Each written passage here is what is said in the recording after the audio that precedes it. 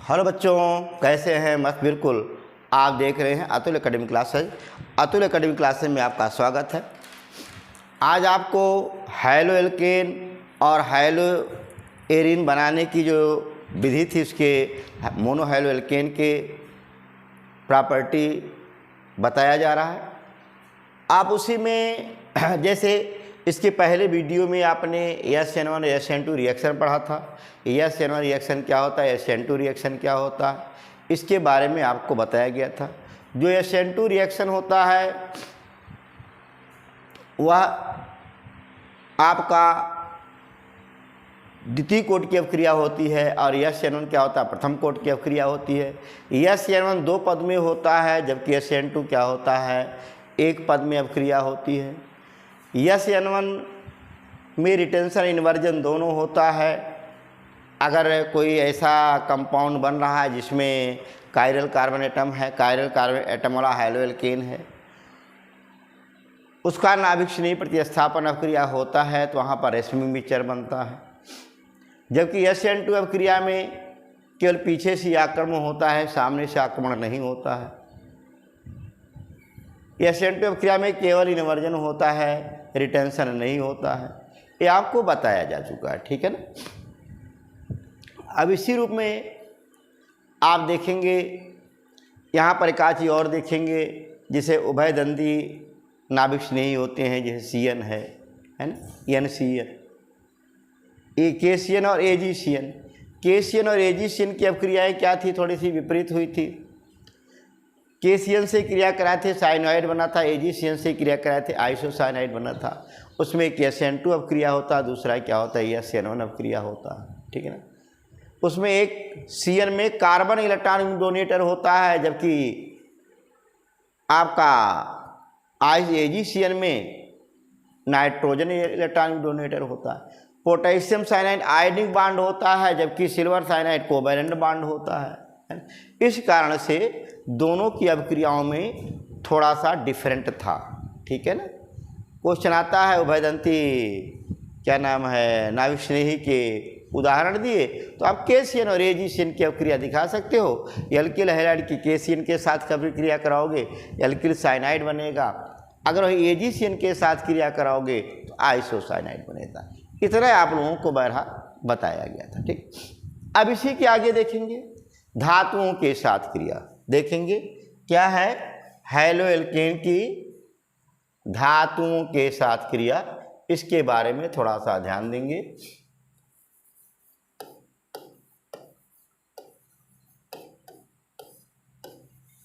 धातुओं के साथ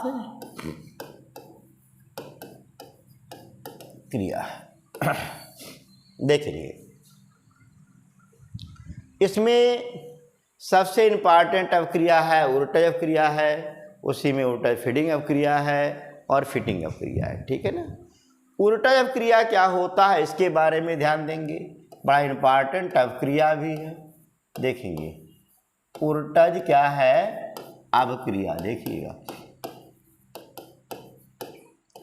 उर्टज अवक्रिया क्या होता है, किसी भी एल्किल हैलाइड या एरिल हैलाइड को सोडियम धातु के साथ ईथर की उपस्थिति में अगर अवक्रिया कराते हैं तो उच्च कार्बन संख्या का एल्केन बनता है, ठीक है ना। जैसे देखोगे अगर मैं एक काम करता हूँ RX की अवक्रिया सोडियम धातु से कराता हूँ, किसकी उपस्थिति में, ईथर की उपस्थिति में, उस अवस्था में इसके दो मॉलिक्यूल मिल करके और आपका नाभिक स्नेही प्रतिस्थापन क्रिया के द्वारा आपका उच्च कार्बन संख्या का एल्केन बनाते हैं। ये चीज ध्यान देंगे। जैसे मान लो अगर CH3Cl की क्रिया हम सोडियम धातु से कराते हैं ईथर की उपस्थिति में, उस अवस्था में इसके दो मॉलिक्यूल मिल करके आपका क्या बनाएंगे, एथेन बनाएंगे। देखोगे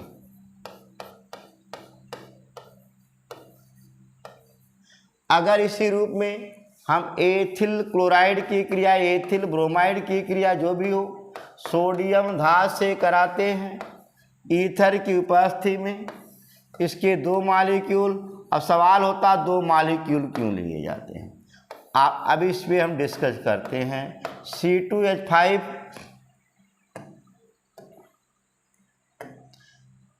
C2H5 अर्थात आपका N ब्यूटेन बनता है और सोडियम क्लोराइड बनता है। ये आपकी जो अपक्रिया होती है ये क्या उल्टा अपक्रिया होती है। ठीक, यहाँ पर सवाल है मैं बार बार 2 मॉलिक्यूल क्यों ले रहा हूँ, सवाल तो है भाई।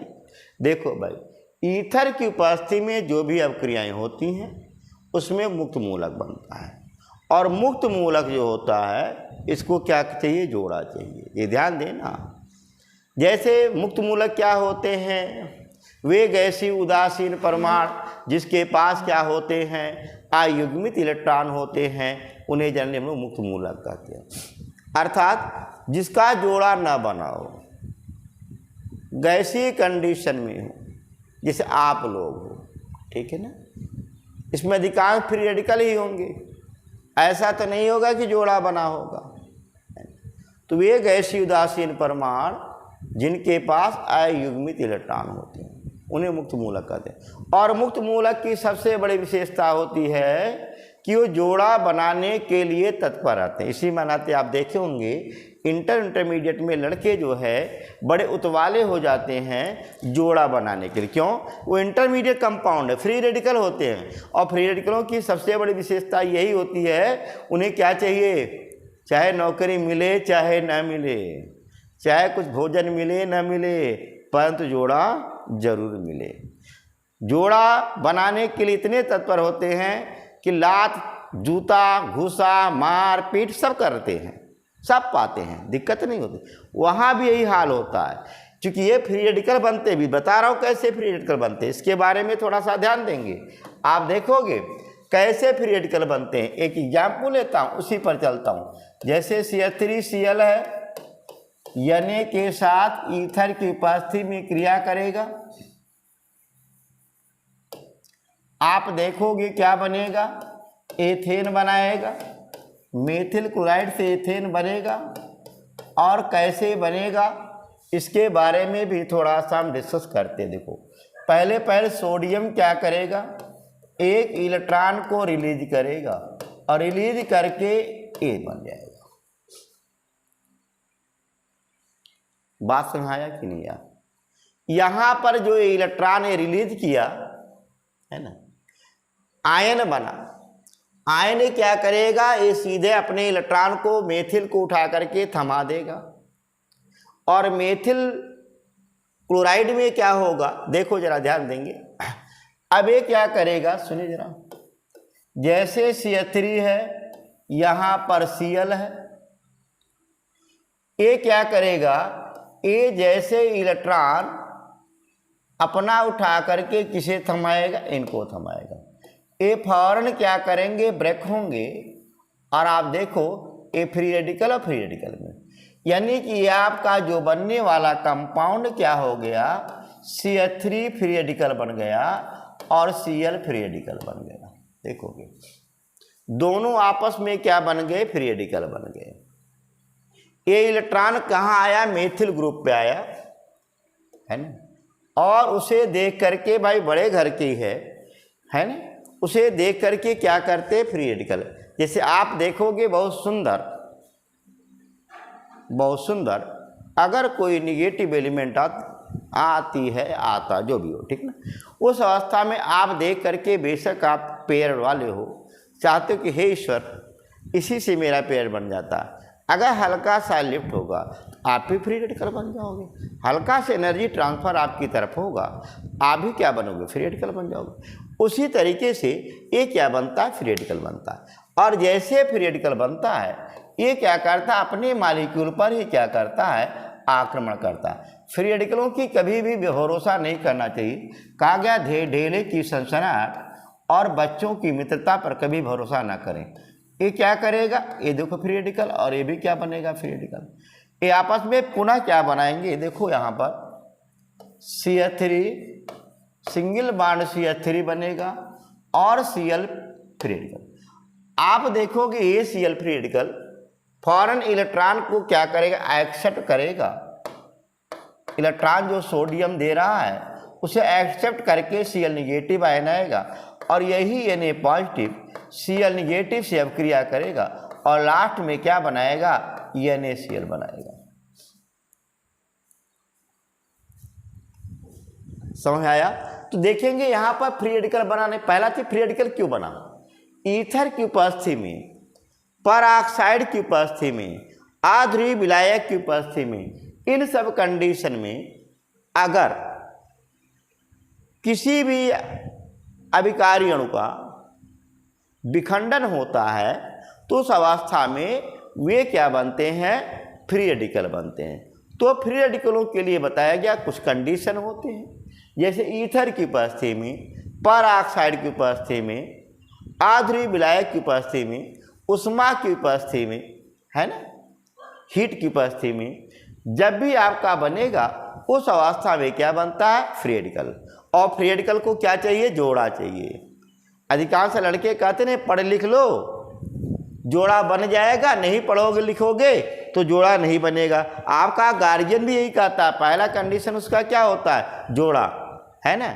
इसके बाद नौकरी, इसके बाद नौकरी होती है, लेकिन उसका पहला कोशिश होता है जोड़ा बन जाए। क्या सारे लोग नौकरी पा जाते हैं, सारे लोग जॉब पा जाते हैं, ऐसा चीज नहीं होता। विवेक हो जाए, सोचने योग्य हो जाए और उनका जोड़ा बन जाए, है ना। आप लोग में तमाम लोग ऐसे होंगे कि ये चाहते होंगे कि जो बाप आपका पढ़ा रहा होगा कि पढ़ लिख लेगा तो कम से कम शादी ब्याह हो जाएगा, अंततः शादी ब्याह भी नहीं होगा। तो वहां पर क्या लक्ष्य बनाया उन्होंने, यू आर फ्री रेडिकल, आप क्या फ्री रेडिकल हो, आपका जोड़ा बन जाए। तो फ्री रेडिकलों को हमेशा जोड़ा चाहिए और जोड़ा बनाने के लिए वो तत्पर रहते हैं। उसके लिए कुछ करने के लिए सारे हदों को क्या करते हैं, अधिकांश फ्री रेडिकल पार कर जाते हैं। बात कन्फर्म हुआ, क्लियर हुआ। अगर इसी रूप में एक चीज और थोड़ा सा ध्यान देंगे, अगर भिन्न भिन्न एल्किल हैलाइड लिया जाए, जैसे कहने का मतलब मेरे चीज देखो, जैसे CH3Cl ले लें, सोडियम के साथ ईथर की उपस्थिति में हम अगर एथिल क्लोराइड से अभिक्रिया कराएं तो यहां पर NaCl निकलेगा, प्रोपेन तो बनेगा, ये कन्फर्म हो गया, C3H8 बनेगा और साथ में इसके याद रखिएगा जितने संभव उत्पाद है सब बनेगा। जैसे यहां पर जो बनेगा एथेन भी बनेगा, यानी C2H क्या बनेगा, 6 भी बनेगा। क्यों, ए फ्री रेडिकल बनेगा तो आपस में पुनः योग अपक्रिया कर लेगा, फ्री रेडिकल और एथेन बन जाएगा 2 कलर। ब्यूटेन भी बनेगा, ध्यान देना, C4H क्या बनेगा आपका, 10 भी बनेगा और अल्प मात्रा में एथीन भी बनेगा, याद रखिएगा। इतने प्रोडक्ट बनेंगे। आप कहिए प्योर एल्केन प्राप्त कर लें तो इस विधि द्वारा हम क्या करते हैं, प्योर एल्केन प्राप्त नहीं कर सकते। समझ में आया कि नहीं आया? तो अगर उल्टा क्रिया के द्वारा आप सोचें हम प्योर एल्केन प्राप्त कर लेंगे उच्च कार्बन संख्या के हैलो एल्केनों के द्वारा, ये संभव नहीं होता है। अगर केवल एथिल क्लोराइड लेते हो और सोडियम धातु से क्रिया कराते हो, ठीक है, ब्यूटेन बनेगा साथ में एथीन बन जाएगा, ये भी याद रखिएगा। मैंने कहा ना, फ्री रेडिकलों की विशेष भरोसा नहीं कि अपने पर ही आक्रमण कर बैठते हैं, यहां भी वही हाल होता है। जोड़ा बनाने के लिए तत्पर रहते हैं और अपने पर ही आक्रमण करके उसे क्या कहते हैं, अनसैचुरेटेड कर देते हैं। कन्फर्म हुआ, क्लियर हुआ? इस चीज को थोड़ा सा याद रखिएगा। अगला इसी पर होता है, ये आपका क्या उर्टज अभिक्रिया है। इसी पर एक होता है फ्रैंकलैंड अभिक्रिया। फ्रैंकलैंड अभिक्रिया क्या होता है, इसके भी बारे में थोड़ा सा ध्यान देंगे। क्या है फ्रैंकलैंड अभिक्रिया?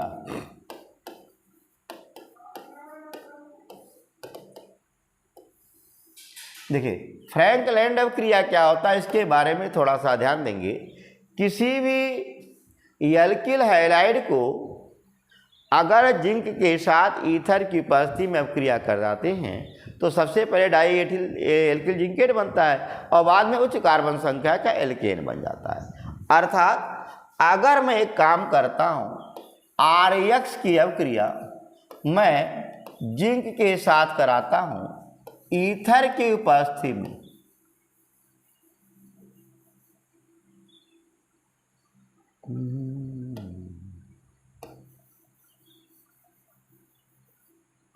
ईथर की उपस्थिति में क्रिया कराता हूं, उस अवस्था में उच्च कार्बन संख्या का एल्केन बनता है प्लस आपका क्या है ZnAX बनता है।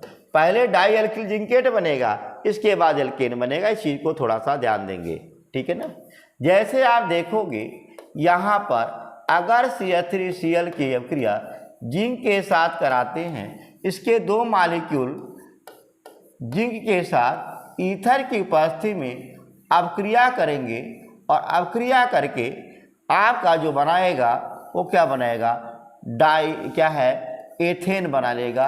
अर्थात CH3 single bond CH3 plus आपका क्या है यहाँ पर ZnCl2 बनता है, ठीक है ना। इस चीज को थोड़ा सा ध्यान दिए रखिएगा, ठीक है। बात कन्फर्म हुआ, क्लियर हुआ। अब यहाँ पर एक चीज देखेंगे, इस अपक्रिया का नाम क्या है, फ्रैंक लैंडर अपक्रिया। इसमें जब भी लेते हैं तो डाई मॉलिक्यूल होता है, डाई मॉलिक्यूलर AB होता है। AB ईथर की उपस्थिति में यहाँ भी फ्री रेडिकल सब्स्टिट्यूशन रिएक्शन ही होता है ना। इस चीज को थोड़ा सा ध्यान देंगे। अगला जो रिएक्शन होता है वो मैग्नीशियम धातु के साथ अपक्रिया होता है। किसके साथ, मैग्नीशियम, बड़ा इंपॉर्टेंट अपक्रिया है। मैग्नीशियम धातु के साथ अपक्रिया,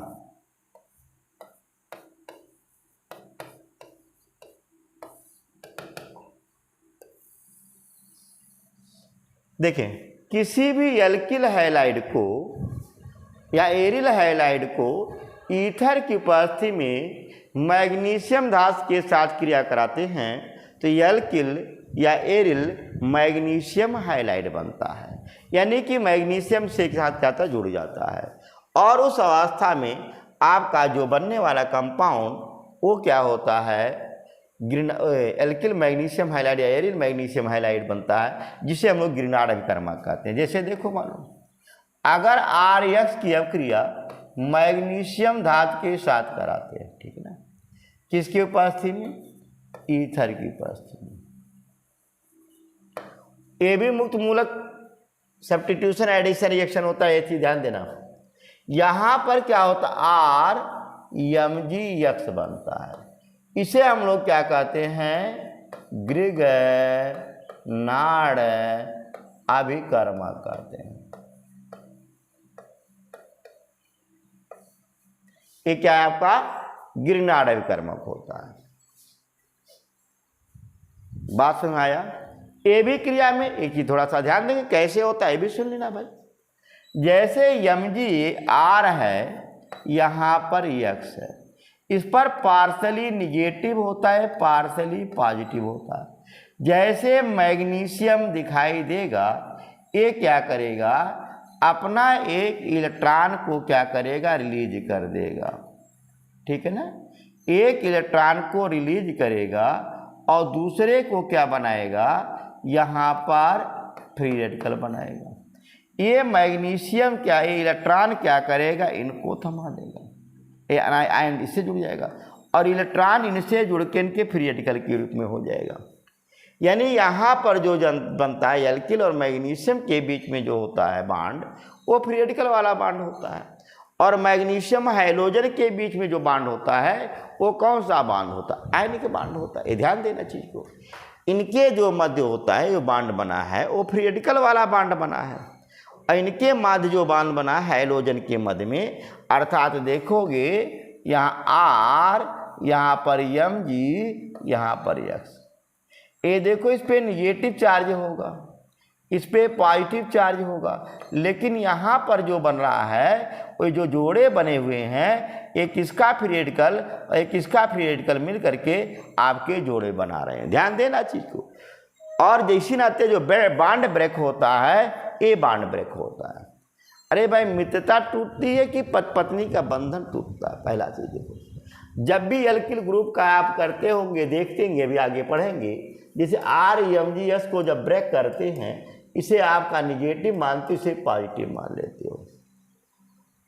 और ये बॉन्ड ब्रेक करते, ये बॉन्ड जल्दी ब्रेक नहीं होता। इसका रीजन क्या होता है? देखो, ये जो बॉन्ड बना, ये चीज, ये फ्री रेडिकल का बॉन्ड है और ये क्या है? आयनों का बॉन्ड है, लेन देन है। ये पति पत्नी का बॉन्ड है और ये मित्रता का बॉन्ड है। पहले कौन सा बॉन्ड टूटेगा, पति पत्नी वाला कि मित्रता वाला? तो पहला चीज मित्रता का बॉन्ड टूटता है, शेयरिंग का बॉन्ड टूटता है ना। जहां पर पति पत्नी का संबंध होगा वो बॉन्ड जल्दी नहीं टूटता है, लेकिन उसके लिए निगेटिव एलिमेंट को लाना पड़ेगा, उससे अच्छा निगेटिव एलिमेंट हो जाए। तो याद इस चीज को थोड़ा सा ध्यान दिए रखिएगा, ठीक है ना। यहां पर चाहे मैं एल्किल ले लूं, जहां R बराबर हम कुछ भी ले सकते हैं। R बराबर जैसे CH3 ले दूं, C2H5 लिख दे सकता हूं, C6H5 लिख सकता हूं। एल्किल या एरिल कुछ भी हो सकता है। ये सारे के सारे क्या होते हैं? ग्रिनार्ड विकर्मक होते हैं। कन्फर्म हुआ? क्लियर हुआ? अब इस पर आगे हम डिस्कस करेंगे। बड़ा इंपॉर्टेंट टॉपिक उठाया गया है ग्रिनार्ड विकर्मक। ग्रिनार्ड विकर्मक से तमाम क्वेश्चन आते हैं। 1-2 नियम आपको हम बताएंगे, 3 नियम, और उसी 3 नियम पर अधिकांश क्वेश्चन आपको क्या हो जाएंगे, लग जाएंगे। एक काम करेंगे, वीडियो देखते रहें, मस्त रहे और अतुल एकेडमी क्लासेस को आगे बढ़ाते रहें।